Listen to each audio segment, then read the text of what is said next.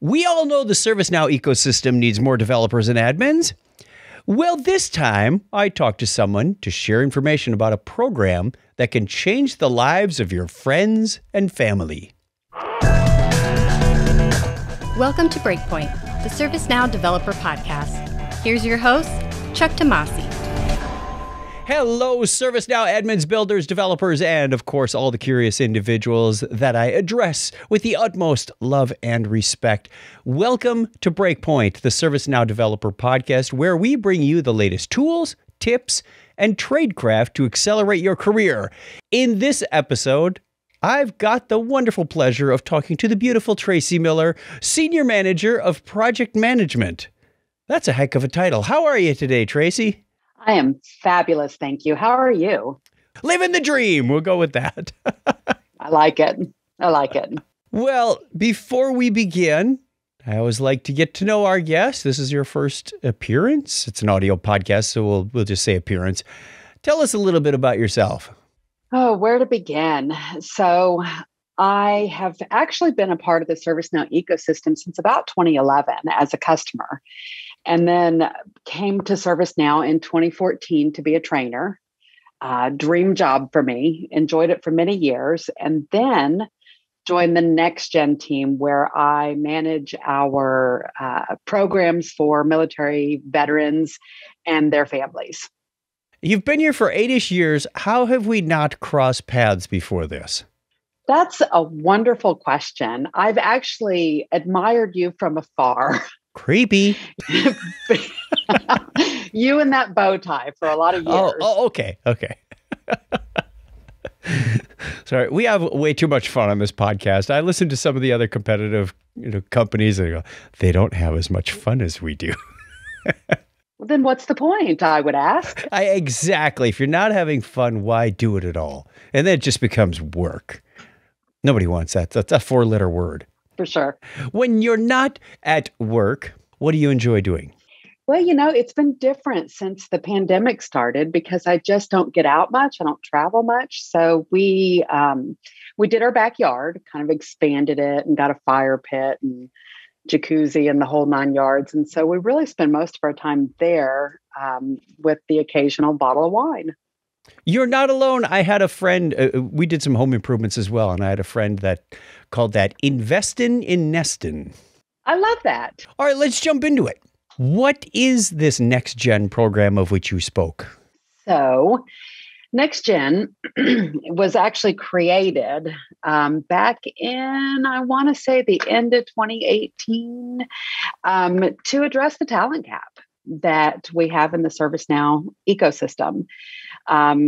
We're here to support the growth of partners, customers, and even ServiceNow.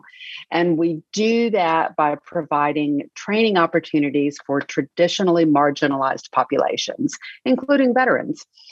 And we provide skills-based training and practical exercises and group projects and professional development. We provide a mentor for all of our participants and then resources for employment. So these marginalized communities, what do you do? Go out and find a group of gnomes and say, hey, you want to be a certified system administrator? They'd be pretty marginalized, wouldn't they? They're hard to find. I imagine so. And, to be perfectly honest, it can be tough to find. We're doing a pretty good job of filling cohorts, but it can be tough to sort of meet people where they are, right? But if we want to address the talent gap in the ServiceNow ecosystem, we cannot rely on traditional avenues. So we've got to go out and find them. And that's exactly what it means. It means going out and finding them. In the veteran space, we have a SkillBridge program. NextGen is an authorized SkillBridge provider, which means we get to bring those service members into our program while they're still on active duty. Oh, nice. Yeah, they're in their last 6 months of service. So they're actually still being paid by the Department of Defense. And they're with us through this 16 weeks. And of course, we had to go through all the paperwork and proof of concept and everything with the Department of Defense. But that's really how we reach the transitioning service members. And we use LinkedIn an awful lot as well to network and reach veterans and their families. We'll take military spouses, and we'll even take dependent kids, because moving around your whole life is pretty hard. And so sometimes they're in their 20s and they're trying to figure out what they're going to do. So we'll take them into our programs as well. We also partner with organizations like Code Differently, for example.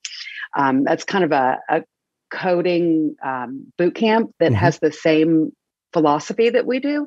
And so they help us to seat our programs. They'll go through Code Differently, and then they'll go through our program, or they'll go through our program without going through the entire Code Differently program. But we partner with a lot of organizations to try to help find people that want to break into tech and just haven't had the opportunity. So tell me about the structure of this. How long does it take? What's the commitment from each student? And what is the outcome? Is it CSA, or what's that look like? So while we're trying very hard to have sort of a standard global program, we have to realize that our audiences are different, right? Mm-hmm. So in the UK, they do a 9-week program, and their focus is on application development. So they'll receive a CSA voucher through ServiceNow Fundamentals, and then they'll also receive an App Dev voucher through the App Dev Fundamentals course that they take. Here in the States, we've got 2 separate programs. We've got what we call our AMS reskilling program, and that can be a lot of different audiences.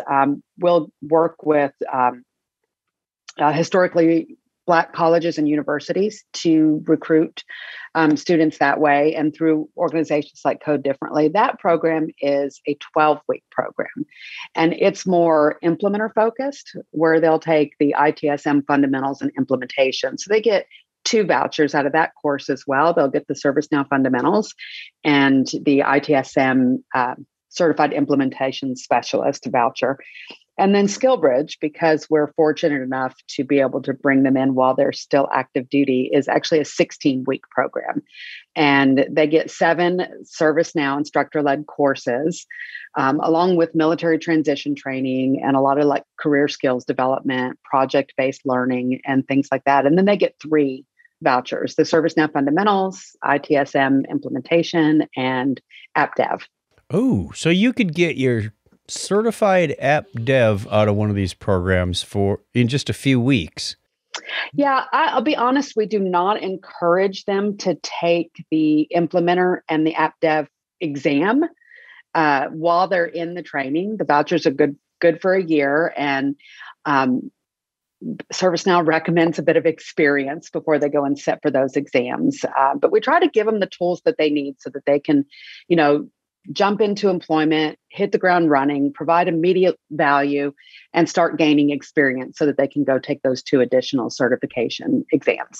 And that's similar to the recommendation we have for everybody else as well. It's like, you don't go to the 3-day system fundamentals course and then rush right out and take your exam. That experience, I swear there's questions on that CSA that need experience that were never covered in the course. Maybe it's just me. Maybe I missed something while I was taking notes, but it seemed like you really had to have that experience to answer some of those questions accurately. Yeah. And as hard as we try to teach concepts so that they have a good understanding of the concepts when they go in to take those exams, there's nothing that beats real world experience. Now, we were talking a little bit before we recorded this, and you were telling me about the approach that the NextGen program has a different, say, lineup than a traditional take a course. Tell me a little bit about that.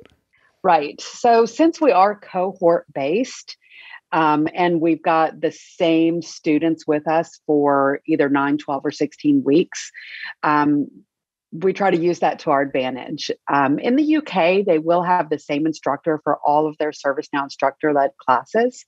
Here in the Americas, we do different instructors for each instructor-led class. However, we have training assistants that are with us for the entire length of the program. Okay. So we break the students up. We might have 100-person cohort. Wow. I know.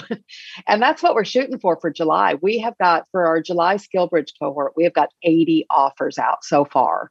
And, our goal is 100 participants. And so we're trying to take the burden off of the instructor. I know when I was a trainer, if I had stepped into a virtual class of 100 students, I probably would have had a panic attack. So we've done everything that we can to sort of alleviate that stress for the instructor and let them just focus on delivering the content. We break those students up into 10 to 12 person learning pods, and each learning pod is assigned a training assistant. And that training assistant and that group of 10 to 12 students, they are together for the entirety of the program. So the cohort that we're in right now is the first one that we've done this with, and we've been stunned by the success. The teams have really formed a bond with each other and with their training. That's important. Yeah. And they love their TAs, and their TAs are, some of them, the TAs are even newer to the ServiceNow skills, but that doesn't stop them from being incredible teachers for them.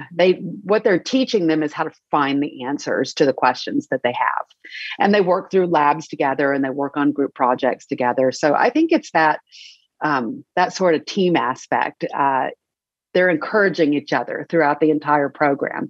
And really, we talk a lot about placement on the NextGen team, because if we're not getting people into employment, then why are we doing this, right? And I like to say that placement really starts day one in the classroom.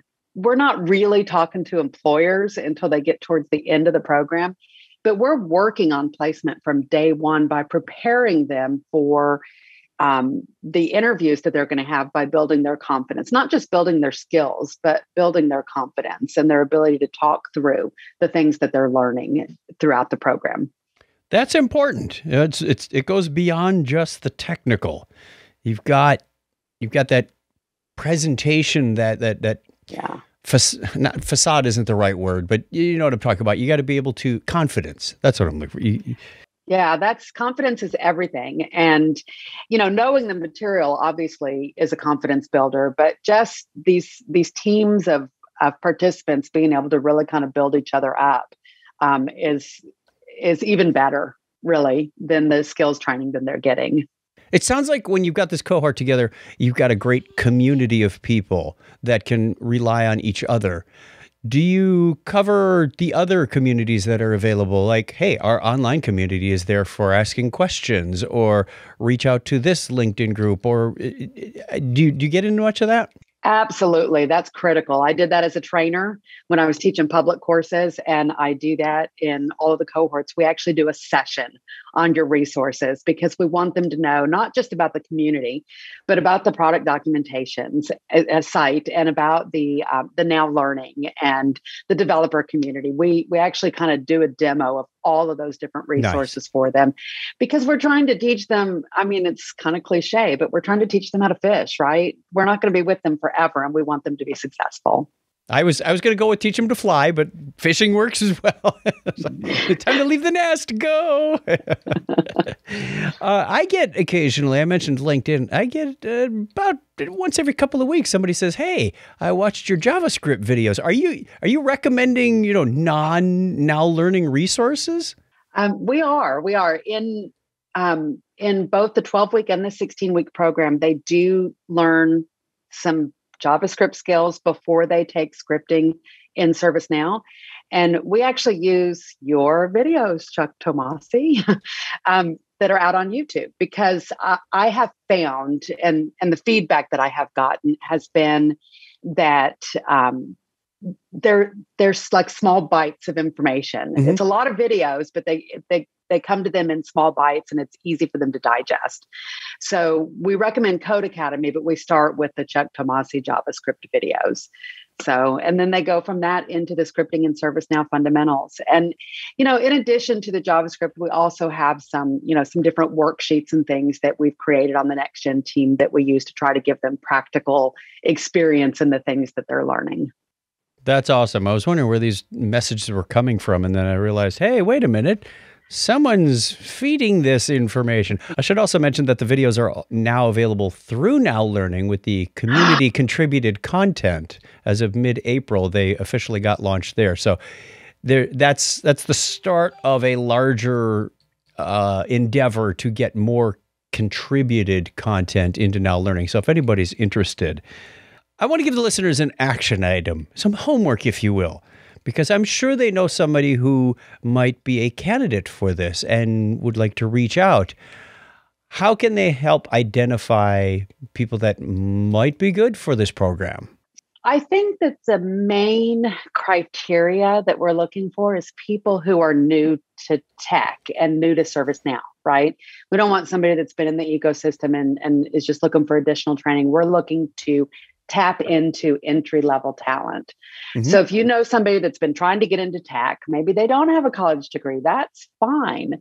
They just want to break into tech and they're interested in ServiceNow, you can absolutely send them to apply for our program. We've got an application. It's nextgeneration.service-now.com/apply. And that will give them some information about the program and about the application process. And really all they have to do is apply. And, we're going to do the best that we can to seat them in one of our cohorts. The link will be in the show notes. The link will be in the blog entry. You'll be able to find it. If you can't, let me know. Reach out to either me or Tracy, and we will get that there. There's got to be some really interesting backgrounds from these people, whether it's a hair salon stylist or grocery store manager. What are some of the interesting stories or transformations you've heard? So there's a lot. Just in the SkillBridge space, in my very first pilot program for SkillBridge started in February of last year. And one of my participants was a Navy cook. Another one of my participants was in the Navy band and she played the clarinet. So, these, I know, right? But it's amazing to see somebody go from being, a Navy cook to breaking into tech. Listen, a career in tech really, and this is why I do what I do. A career in tech can be life-changing for somebody who hasn't had the opportunity to, go to college and go, kind of go down that path. And we had one veteran who came through SkillBridge who was homeless. It's a homeless veteran, which should not even be a thing. No. In the United States of America. But he spent some time homeless and he was an aircraft mechanic. And, now he works in the ServiceNow ecosystem. So when the pandemic shut a lot of things down, a lot of people lost jobs, we changed our focus to trying to reach out to people that we knew that were affected by that shutdown. And, I don't cook a whole lot. So my husband and I spend a lot of time eating out. And so I know a lot of servers and bartenders. And, I helped as many of those people as I could either get into one of our programs or get into we've got a Now Learning NextGen path that we use for on-demand learning for people who can't, sit in a program because it is time consuming. For that 12 or 16 weeks, it's 40 hours a week. So if we have somebody who can't do that, we threw them into our Now Learning path and at least they got to take some fundamental training and we were here to help them if they needed it. So, it could be a Target cashier. It could be, a bartender. It could be a mechanic. It could be a Navy cook. Somebody wants to get out of that. My dad was a mechanic and that's hard labor. And you get to a point where that becomes very challenging. And so to give people like that the opportunity to break into tech, like I said, it really can be life-changing, not just for them, but for their, for their whole family. Absolutely. Yeah, it just gives them a whole new lease on life. You mentioned the aircraft mechanic that was homeless.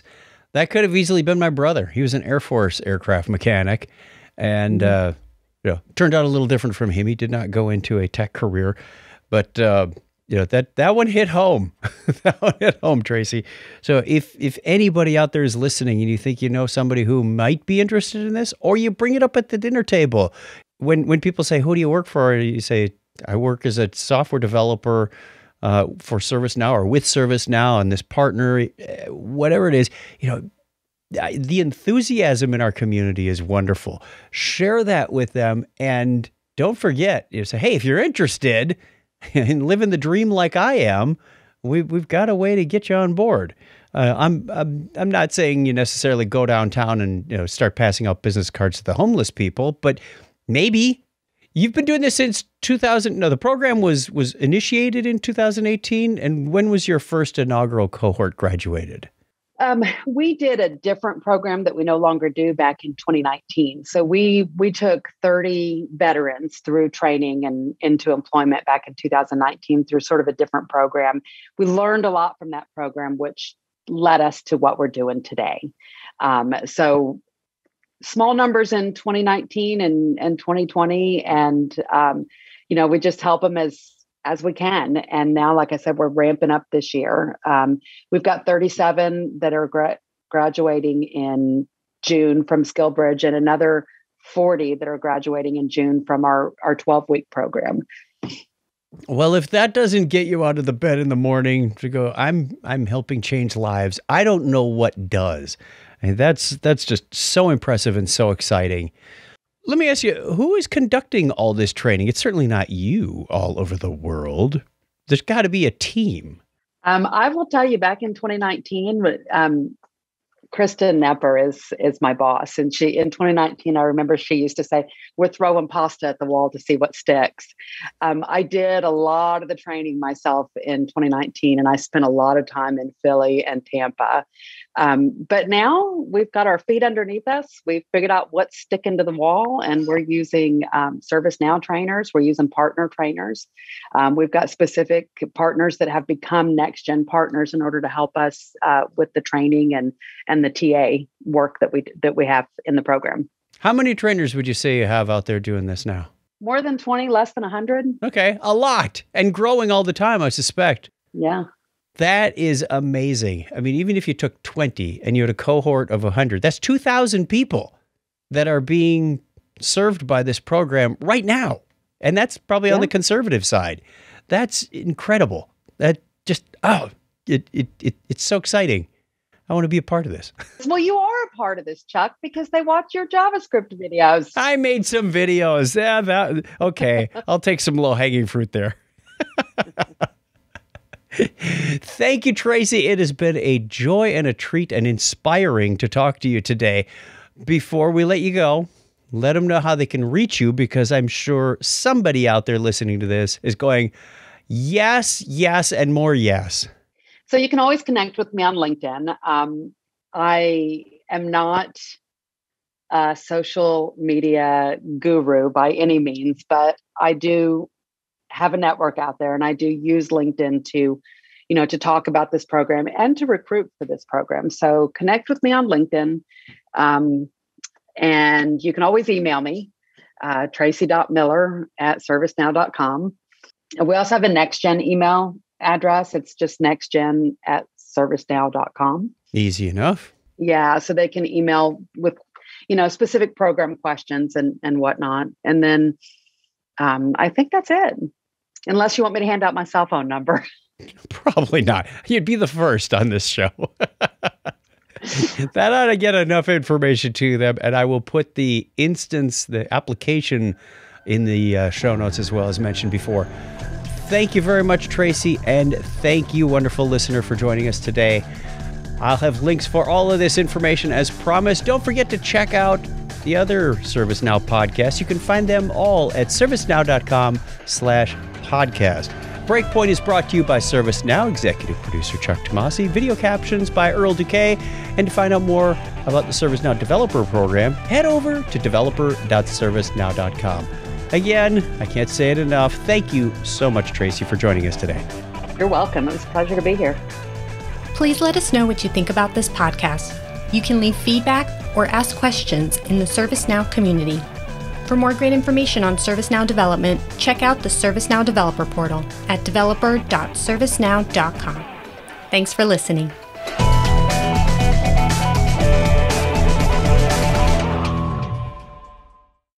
I did one of these with Kat Lang one time and realized that I sound like I'm from Oklahoma. So, where are you from? Oklahoma. That was too logical. Tracy Miller, Senior Manager. Let me try that again. I don't get asked how I'm doing too often, so apparently I don't know how to answer it. Let me do that again. That was ugly the way it came out because it was. God, I don't even know how to say this without saying it wrong. Oh goodness, I don't even. Reference qualifiers.